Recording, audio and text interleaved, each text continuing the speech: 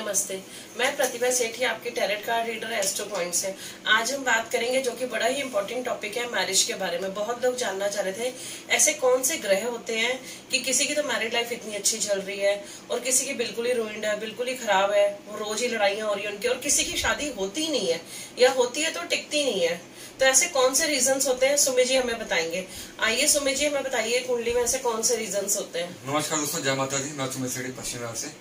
चलिए, इससे पहले मेरी रिक्वेस्ट है, हमारा चैनल लाइक कीजिए, हमारी वीडियो शेयर कीजिए, चैनल सब्सक्राइब कीजिए, ईयरली रिपोर्ट के लिए कांटेक्ट कीजिए, पर्सनल रीडिंग के लिए कांटेक्ट कीजिए, पर्सनल वीडियो के लिए कांटेक्ट कीजिए।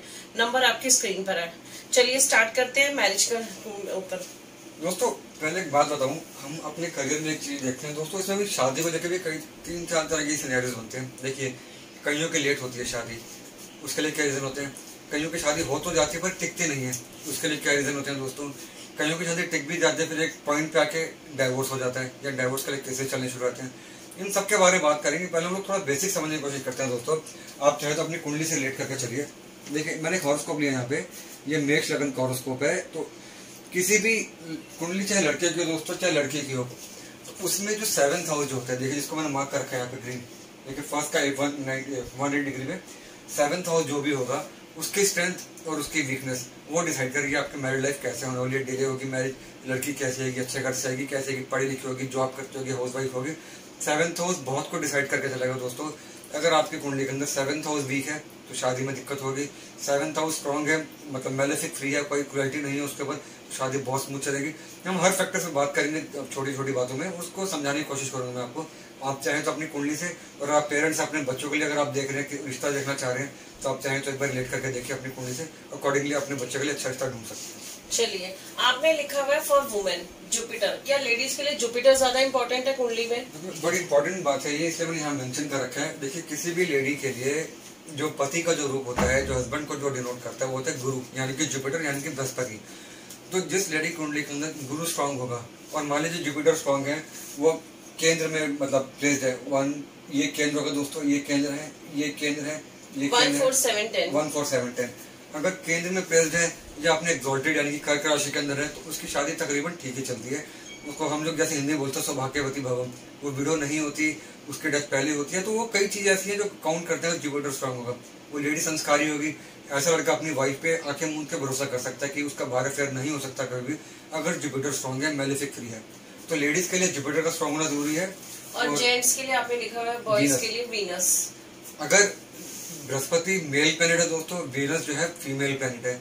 अगर जेंट्स की कुंडली के अंदर सेम चीज, अगर वीनस 1 4 7 10 हाउसेस के अंदर प्लेस्ड है, अपने एक्सॉल्टेड साइन के अंदर प्लेस्ड है, एक्सॉल्टेड मतलब मीन राशि के अंदर प्लेस्ड है, मैलेफिक फ्री है, क्रुएल्टी फ्री है, गुरु के साथ प्लेस्ड है, या कोई एक अच्छे प्लैनेट के साथ प्लेस्ड है, तो वो मान के चल सकते हैं कि उनकी वाइफ जो होगी या उनकी जो शादीशुदा लाइफ होगी अच्छी होगी।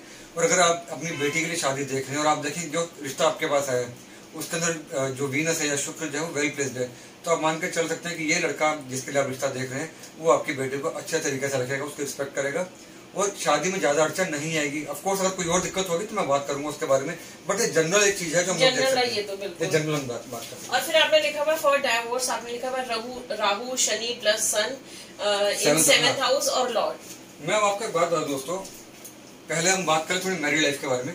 देखिए, 7th हाउस जो होगा ये शादी की स्ट्रेंथ को डिसाइड करके चलेगा। 7th का लॉर्ड जो होगा वो भी शादी की मतलब स्ट्रेंथ को डिसाइड करके चलेगा। मान लीजिए इसको एग्जांपल लेते हैं, यहाँ पर आप देखेंगे 7th का लॉर्ड तुला राशि है यहाँ पे, तो इसका लॉर्ड दोस्तों बनता है वीनस, ये बनेगा वीनस इसका लॉर्ड। अब ये वीनस अगर स्ट्रांगली प्लेस्ड है, मान लीजिए वही जैसे बताया मैंने आपको 1 4 7 10 या त्रिकोण के अंदर प्लेस्ड है, तो हम कह सकते हैं कि 7th हाउस स्ट्रांग है। इसके ऊपर अगर बुध की दृष्टि है जो कि एक अच्छा प्लैनेट है, या जुपिटर जो कि ऑस्पिशियस प्लैनेट है, उसके साथ कॉम्बिनेशन है, कंजंक्शन है, तो शादी में दिक्कत नहीं आती। लेकिन दोस्तों बहुत जरूरी बात, एक आपको बात समझाता हूँ पहले में। देखिए यहाँ मैंने क्या लिखा हुआ है, राहु प्लस शनि प्लस सन। अगर ये तीन जो प्लैनेट है, राहु शनि सन या सूर्य, अगर 7th हाउस को या 7th हाउस के लॉर्ड को, जो कि यहाँ पे शुक्र है एग्जाम्पल के लिए बताया मैंने आपको, उस पर अगर देखते होंगे तो out of 10 time 9 times divorce होता ही होता है। ये तीनों देखेंगे तो दोस्तों डाइवोर्स होना ही होना है। अगर दो भी देखेंगे, कोई दो देखेंगे, तो भी डाइवोर्स के चांसेस बहुत ज्यादा बढ़ जाते हैं। चाहे आपका शुक्र या आपका गुरु बहुत अच्छा प्लेस्ड होगा, लेकिन शादीशुदा लाइफ कभी भी स्मूथ नहीं रहती। आप लव बर्ड्स कर रह ही नहीं सकते। हाँ, अगर एक देखता होगा बाकी दो नहीं देखते होंगे तो शादी चलेगी। आप सब डिपेंड करता है पार्टनर के चार्ट के ऊपर, पार्टनर का चार्ट कैसा है। बट जहाँ पे इन तीनों ने इकट्ठे साइमल्टेनियसली अपना एस्पेक्ट डाला या कंजंक्शन में आ गया 7th क्लाउड के साथ, तो शादी में दिक्कत आएगी ही आएगी।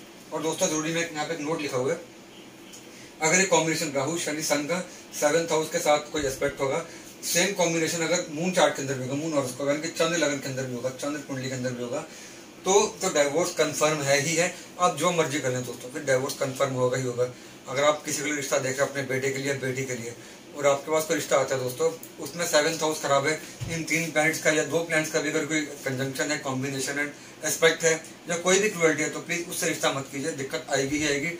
जितनी मर्जी पॉजिटिविटी हो, लड़का जितना फाइनेंशियली साउंड हो, कुछ भी हो, लेकिन अगर ये कॉम्बिनेशन है तो दोस्तों दिक्कत आएगी ही आएगी। तो कोशिश कीजिए उस रिश्ते को फिलहाल के लिए बैक बर्नर पर डाल के उससे दूर हो जाइए, वरना वो आपके बेटी या आपके बेटे की लाइफ खराब कर देगा। तो इसके लिए कोई सॉल्यूशन भी तो होगा, वैसा तो हो नहीं सकता कि वो पर्सन शादी ही ना करे। देखिए शादी ना करना हल नहीं होता, शादी तो हम लोग करेंगे, शादी सबने करनी है। उसके लिए हम तो बाद में जब अपनी वीडियो खत्म करेंगे तो उसके अंदर हम लोग क्या करेंगे अपनी वो बता देंगे, कुछ रेमेडीज बता देंगे, क्योंकि रेमेडीज से कोई चीज सोल्यूशन निकला तो हम लास्ट में बात करेंगे रेमेडीज क्या हो सकती है। अभी हम बात करते हैं कि शादी खराब होती क्यों है, शादी स्मूथ कैसे हो सकती है, अभी उस पर हम थोड़ा फोकस करके चलिए अब आप बताइए, लव मैरिज के लिए आपने लिखा हुआ 5th and 7th Lord combination.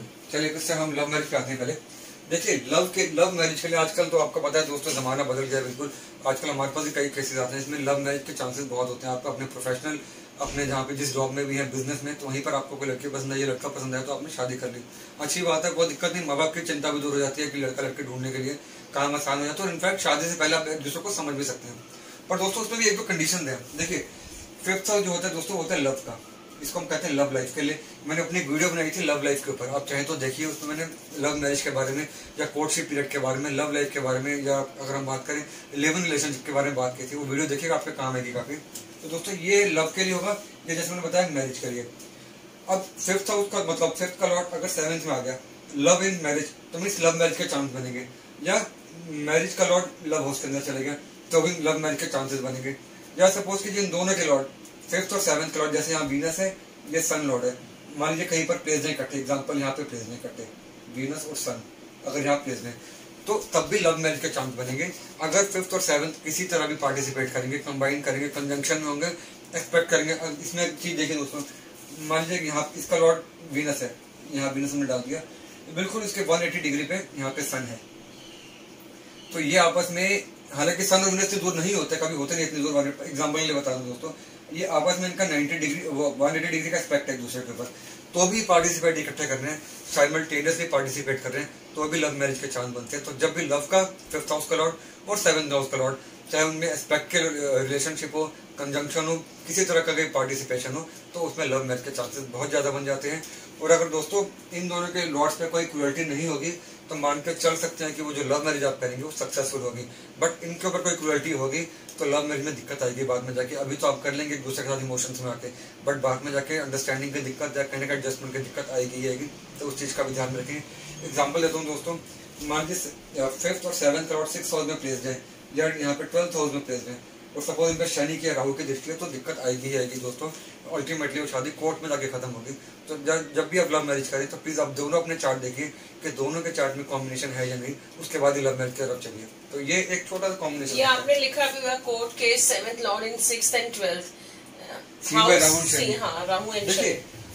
दोस्तों कोर्ट के लिए क्या होता है, 6th हाउस और 12th हाउस का होता है, ये दोनों कोर्ट केस को, लीगल केस को डिनोट करके चलते हैं। अब बड़ी सिंपल सी बात है दोस्तों, 7th जो कि मैरिज को डिनोट करता है, 7th का लॉर्ड अगर 6th हाउस में आ गया, या 7th का लॉर्ड 12th हाउस में चलेगा, या दोस्तों 6th का लॉर्ड 7th में आ गया, 12th का लॉर्ड भी 7th में आ गया, तो इन पर राहु शनि जो कि लीगल केसेस करते हैं, इन पर राहु शनि का एस्पेक्ट है, यानी कि 7th and 6th या 7th and 12th या 12th and 7th 6th and 7th seen by Rahu and Rahu and Shani.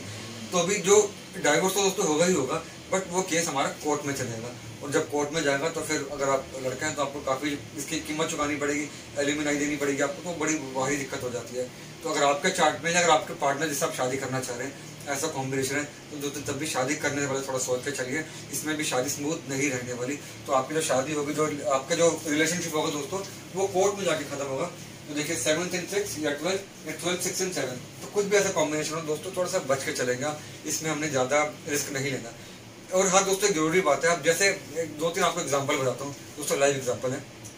एक लड़की है वो शादी से पहले बिल्कुल ठीक है, अच्छे घर में थी, लाडली थी अपने घर में, एवरीथिंग मतलब सब कुछ स्मूथ था। लेकिन शादी होते ही, जैसे ही शादी हुई, उसकी लाइफ बिल्कुल यूटर्न ले लिया, वो नेगेटिव हो गई, जॉब चली गई, उसको घर में बंद के रह गई, एक हाउस मेकर की तरह रह गई, बहुत परेशानियां बढ़ जाती हैं दोस्तों। तो हमेशा शादी के बाद किसी भी एक हस्बैंड या वाइफ का चार्ट अकेले काम नहीं करता, उसमें उसके पार्टनर का चार्ट भी साथ में पार्टिसिपेट करेगा। पार्टनर का चार्ट बहुत ही वीक है, आपका चार्ट बहुत ही स्ट्रांग है, तो आपने जो लग्जरियस लाइफ देखी है शादी से पहले, वो रहेगी नहीं कभी भी, तो दिक्कत क्रिएट करता है। उसमें भी हमने काफी कुछ देख कर चलना होता है पति। अच्छा, एक दो चीज और आप शायद आपको ध्यान में नहीं आ रही, जो कई बार क्या होता है कि दोस्तों 7th करोड़ 9th, ये दोस्तों ये होता है लक, 9th होता है लक का। अब आपने नोटिस किया कि आपकी शादी हुई, आपके घर में लड़की आई, तो लड़की क्या आती है, आपके घर में तरक्की शुरू हो गई, आपकी प्रमोशन हो गई, घर के अंदर बिजनेस बढ़ गया, आपका पेमेंट्स, आपके ब्लॉक की पेमेंट्स आनी शुरू हो गई, आपके रेपुटेशन एनहांस हो गई, लड़की क्या आता है। तो दोस्तों उसका जो कॉम्बिनेशन है, अगर 9th करोड़ 7th में होगा कि 7th करोड़ 9th के अंदर होगा, यानी कि मैरिज और लक का पार्टिसिपेशन होगा, तो दोस्तों शादी के बाद लक बहुत प्रॉस्पेरिटी पे चले जाता है। सपोज कीजिए दोस्तों, एक एग्जांपल और देता हूँ, 7th करोड़ 11th में होगा, जो कि इनकम का होता है, 11th करोड़ 7th में होगा, तो शादी के बाद जो लड़की जो आएगी वो बड़ी एक अच्छी इनकम वाली लड़की होगी, आपके साथ पार्टिसिपेट करेगी, आपके लक को ऊपर लेके जाएगी, आपकी इनकम को बढ़ाएगी। इसी तरीके से दोस्तों 7th करोड़ और 2nd के साथ कॉम्बिनेशन बनेगा, तो वेल्थ, वो लड़की जो आएगी काफी वेल्दी फैमिली से आएगी। 7th करोड़ दोस्तों अगर 4th हाउस में होगा, तो प्रोफेशनली आपके काफी ज्यादा सपोर्ट करेगी। ये कई कॉम्बिनेशन है जो शादी के बाद आपकी लाइफ को, आपके पैटर्न को डिसाइड करके चलते हैं। और दोस्तों ये थोड़ा सा समझ के चलिए। तो प्रतिभा थोड़ा सा, और 7th का लॉर्ड अगर 8 में हो तो मैं वही कह रहा था, अगर देखिए 7th का लॉर्ड 6th हाउस के अंदर होगा या 7th का लॉर्ड 8th हाउस के अंदर होगा दोस्तों, 6th हाउस डिजीज का होता है, और क्या कहते हैं 8th हाउस भी कहीं ना कहीं फ्रस्ट्रेशन का, दिक्कत का होता है।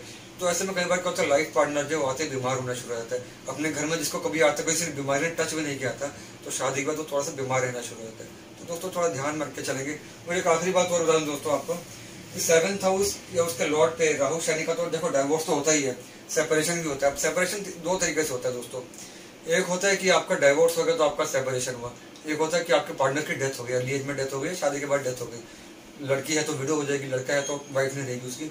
तो 7th हाउस पर जितना ज्यादा नेगेटिविटी होगी उतनी ज्यादा आपकी सेपरेशन के चांसेस बनते हैं।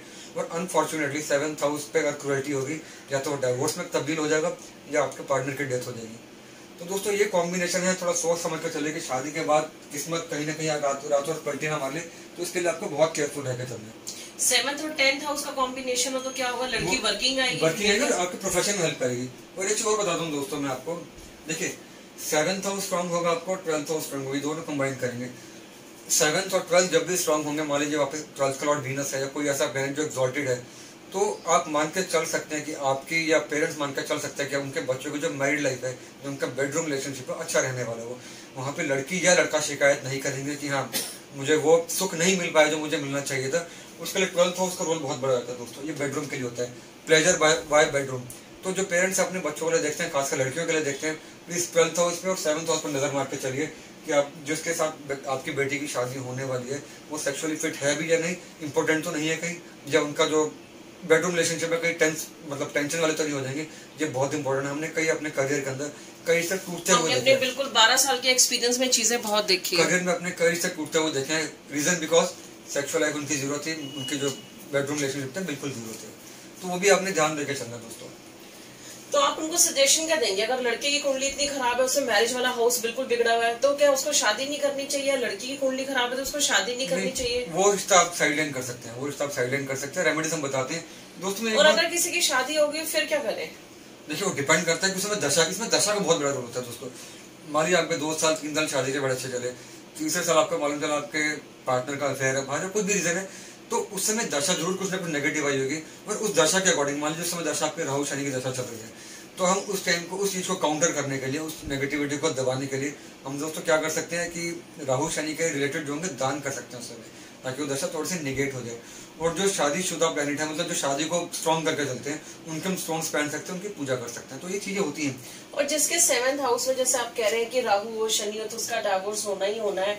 अगर सपोज वो लड़की है तो उसको कैसे लड़के से शादी करनी चाहिए? उसका जुपिटर स्ट्रांग हो, वेल प्लेस्ड हो, लड़के तो फिर डाइवोर्स नहीं होगा। खुद का जुपिटर स्ट्रांग हो लड़की का, और लड़के का वीनस स्ट्रांग हो, क्योंकि लड़के के चार्ट में वीनस स्ट्रांग होगा तो वो लड़की को रानी की तरह रखता है, उसको बहुत केयर करके चलते हैं। क्योंकि हमने अपने करियर में भी देखा है इतने सालों में कि आप बहुत लोगों की कुंडली देखते ही कहते हैं कि आपका तो डाइवोर्स होना चाहिए, कैसे नहीं हुआ। लेकिन जब आप उसके पार्टनर की कुंडली देखते हैं तो आप कहते हैं जुपिटर बड़ा स्ट्रांग है, इसलिए आपकी मैरिड लाइफ बची हुई है। यही रीजन है कि हम लोग कहते हैं दोनों कुंडली दिखाओ मैच करने के लिए। अगर कोई दिक्कत है शादी में तो हम दोनों की देख के ज्यादा। तो मतलब ये कोई जरूरी नहीं है अगर एक की कुंडली में डाइवोर्स है तो डाइवोर्स होना ही होना है। अगर पार्टनर की कुंडली स्ट्रांग है तो उनका डाइवोर्स बच सकता है, डाइवोर्स उनकी शादी चल सकती है। और कई बार दोस्तों ऐसी कुंडली हम लोगों ने देखी है कि बच्चा जो है वो माँ बाप के बीच में पुल बना हुआ है, वो दोनों को जोड़ के चल रहा है। वो एक कुंडली में बच्चे की कुंडली बड़ी मायने रखती है। तो ये चीज है। दोस्तों एक बात मुझे ध्यान में आ गई अभी, उस केस में आप क्या एडवाइस करेंगे? अपने बच्चों की भी कुंडली दिखाइए कि पेरेंट्स साथ रहेंगे। पेरेंट्स का सुख है कि नहीं, दोनों पेरेंट्स का सुख है कि नहीं, खाली माँ का तो या खाली फादर का तो नहीं है। तो उसमें बच्चों की कुंडली बहुत ज्यादा मायने रखती है। और जिसकी कुंडली में आप देख के कहते हैं 2 शादी है होनी है, हाँ, तो उसका आप क्या रेमेडी बताते हैं? यहाँ पे 7th हाउस के अंदर जितने नेगेटिव प्लैनेट होंगे उतनी शादियां होती है। हमारे यहाँ पे 3 नेगेटिव प्लैनेट है, राहु शनि सूर्य। पहली शादी में सुख नहीं मिलेगा, दूसरी शादी में भी सुख नहीं मिलेगा, तीसरी शादी में आपको सुख मिलेगा। तो कई कैसे हम देखें 3 शादियां हो चुकी हैं, या 2 नेगेटिव है तो सेकंड शादी में आपको सुख मिल जाएगा। एक ही नेगेटिव प्लैनेट है, बताया दोस्तों, वो ज्यादा प्रॉब्लम क्रिएट नहीं करता, अप्स एंड डाउन आते हैं, लेकिन चीजें कहीं ना कहीं समझ जाती है। और बहुत लोगों को आपने ये भी तो कहा है कि आपकी कुंडली में 2 शादी, अब एक पहली शादी मतलब जो है कुंभ विवाह कर लीजिए, वो डिपेंड करता है। हाँ बिल्कुल, घड़े से विवाह कर लीजिए तो आपकी प्रॉब्लम ही सॉर्ट आउट हो जाएगी।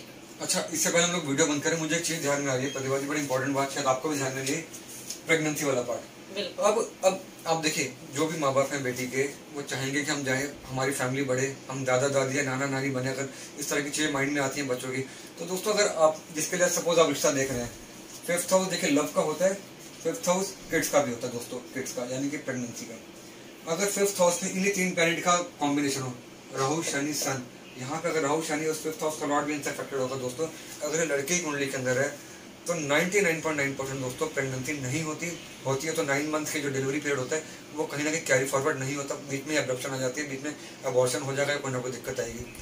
जितनी यहाँ पे नेगेटिविटी होगी प्रेगनेंसी के चांसेस दोस्तों उतने ही कम हो जाते हैं। फिर या तो आपको कहीं ना कहीं IVF की IUI की आपको सपोर्ट लेनी पड़ेगी।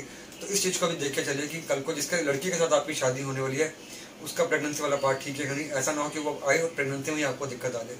तो कई मैटर चीजें हैं दोस्तों जो फॉलो करते हैं। और कितनी बार दोस्तों कि हम लोगों ने देखा है कि लड़का इंपॉर्टेंट है, वो लड़की कंसीव नहीं कर पाती तो डाइवोर्स हो गया, या लड़की का जो प्रेगनेंसी वाला पार्ट है वो लड़की नहीं कंसीव कर पाती तो डाइवोर्स हो गया।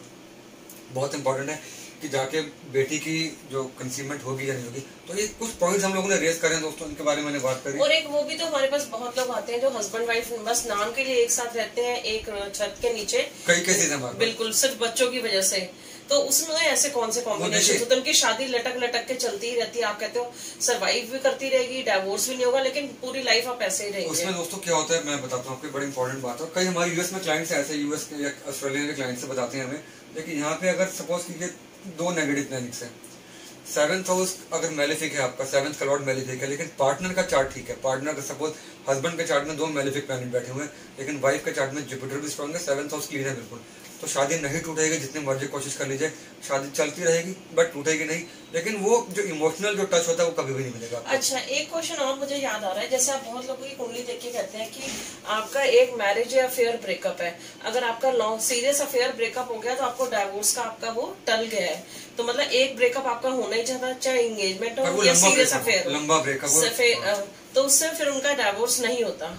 देखिए अफेयर टूटा लंबा, हमारे 3, 4, 5 साल का अफेयर था आपका, या रोका टूटना, आपकी सगाई टूटनी, रिंग सेरेमनी के बाद आपके कुछ कोर्टशिप पीरियड में शादी टूट जानी, अगर कुछ ऐसा हुआ है तो दोस्तों यहाँ पे अगर नेगेटिविटी है 7th हाउस के अंदर और कोई आपकी सगाई टूटी है, आपका अफेयर टूट चुका है, मतलब बिल्कुल कोर्टशिप पीरियड से पहले भी अफेयर टूट चुका है, तो हम इसको मान के चल सकते हैं दोस्तों नेगेटिविटी खत्म हो गई आपकी। तो जब आप शादी करेंगे तो ठीक ठाक शादी होने वाली है। और हमने बहुत केसेस हमारे पास ऐसे भी तो है जिनका फर्स्ट डाइवोर्स और सेकंड मैरिज वो इतनी एंजॉय कर रहे हैं। वही बताया ना, यहाँ पे 2 अगर प्लैनेट है यहाँ पे नेगेटिव, पहली शादी टूटेगी लेकिन दूसरे में शादी सब कुछ सक्सेसफुल रहने वाली। तो फ्रेंड्स, किसी के साथ अगर ऐसी भी कोई प्रॉब्लम हो तो परेशान होने की जरूरत नहीं है।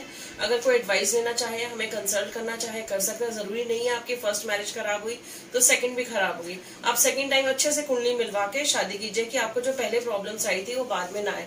और रेमेडीज तो होती है, वो तो हम बताते ही हैं सबको। रेमेडीज ये है कि एक तो आप थर्सडे के फास्ट रखिए और ये पुखराज पहनिए फर्स्ट फिंगर में, इंडेक्स फिंगर में, चाहे सिल्वर में या गोल्ड में थर्सडे को। और आप वीरवार की कथा कीजिए, केले के पेड़ को पानी दीजिए, येलो कपड़े पहनिए थर्सडे को। और कोई रेमेडीज, पंडित जी को कुछ ना कुछ आप थर्सडे को कुछ ना कुछ पंडित जी को आप दान करते रहिए, कुछ भी डोनेशन उनको करते रहिए। और जब भी जाए उनसे आशीर्वाद लेके आए, उनके पैर छू के। और कुछ आपके माइंड में कुछ बात हो तो इससे आपका गुरु भी स्ट्रांग होगा। गुरु भी मैंने गुरु स्ट्रांग करना, गुरु स्ट्रांग होने का मतलब हस्बैंड का स्ट्रांग होना। और सपोज कि हस्बैंड की एज में कोई दिक्कत है, अगर कुंडली देखकर लगता है कि हस्बैंड की एज शॉर्ट है, तो उसमें कई बार नेगेटिविटी टल जाती है ऐसी।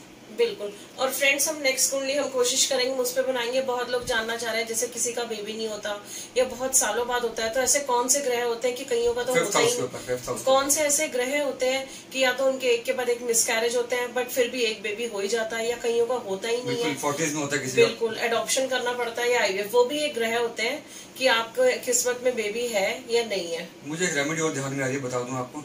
सपोज कि जो आपकी मैरिड लाइफ वीक चल रही है, या आप देखते हैं जिसके साथ आपका अफेयर है उसकी कुंडली वीक है मैरिज को लेकर, तो दोस्तों ऐसे में आप एक काम कर सकते हैं। अगर आप कहीं देखें किसी गरीब कपल की शादी हो रही है जिसको पैसे की नीड है, सपोर्ट की नीड है, तो प्लीज उसकी शादी में स्पॉन्सर कीजिए, कपड़े उनको दान दीजिए, पैसा दीजिए, मतलब किसी भी तरीके से उनको सपोर्ट करिए, उनकी शादी में दिक्कत ना है। तो जितना गरीब लोगों की शादी करवाते चले जाएंगे, उतना ही आपको देखिए तरक्की मिलती चली जाएगी, उतनी आपकी शादी में आ रही नेगेटिविटी कहीं ना कहीं कम, आपके बच्चे वो चीजें फेस नहीं करेंगे।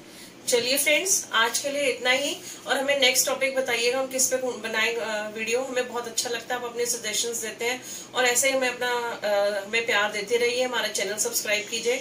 अब हम जल्दी मिलेंगे किसी और वीडियो को लेकर, किसी नए टॉपिक पे। Bye, take care, have a good day.